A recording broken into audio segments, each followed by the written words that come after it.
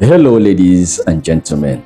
Regarding to the Nnamdi Kanu's case, how he reacted yesterday, in the court. You see, this thing has been happening, right from 60s till date.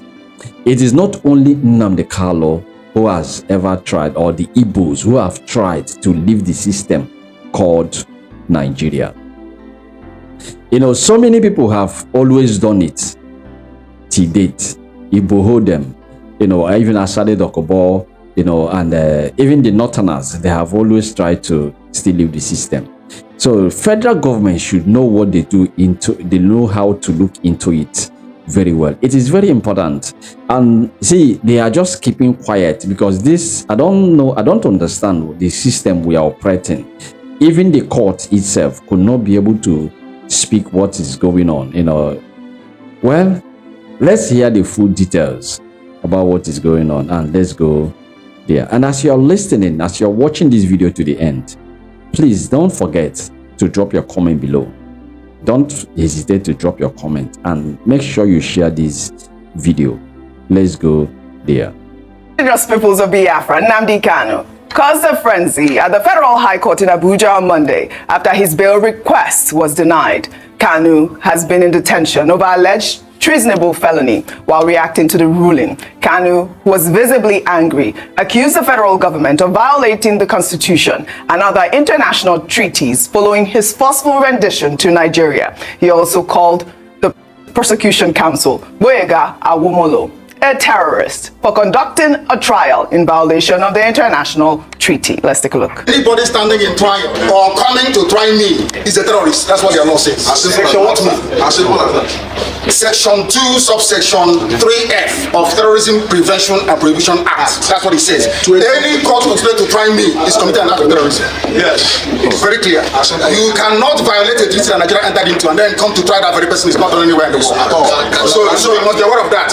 So that is why there is all these ridiculous delays. That is what Supreme Court said. I did not jump bail. My home was invaded. They came to kill me and I survived. They came to Kenya to kidnap me, brought me back to this country and seeking to try me, which the law says cannot happen.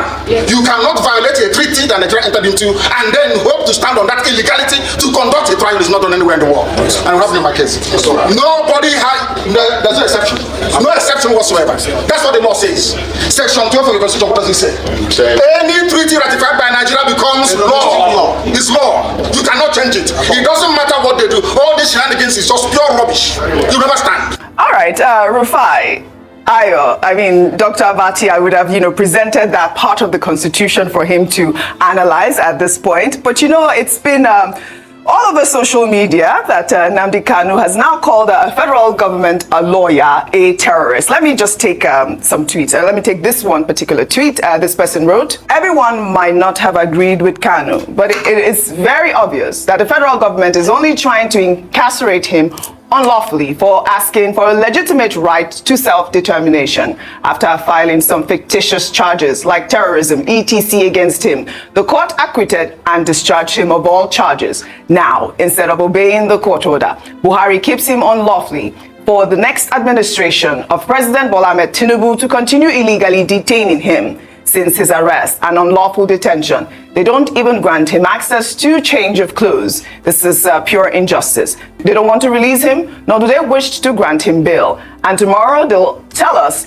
there's a rule of law in Nigeria. Injustice for one is injustice for all. I mean, I believe that we have actually dealt with the conversation about his change of clothes and even his health. I believe that they asked the DSS to make sure that, he's allowed change of clothes, he's allowed to his attorneys, he's allowed to, medical attention and all of that. But I don't know what your thoughts are, Rufai, on, his accusations here. I mean, this is not the first time we've heard Kanu speak. I believe just in recent times he's spoken about twice now. But, I think that it is also good to hear from him. I mean, even hearing that he's talking about the fact that they tried to kill him and that he didn't jump bail. Okay, so there are many parts to this Kanu matter. We all remember what happened, the episode, how he left the country.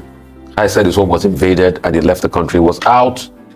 He kept on, making statements, and all of a sudden we all see how he was bundled back in the Buhari style from Kenya. And For watchers of history, we all remember that this is not the first time Buhari is going to do such a thing and it doesn't make it right.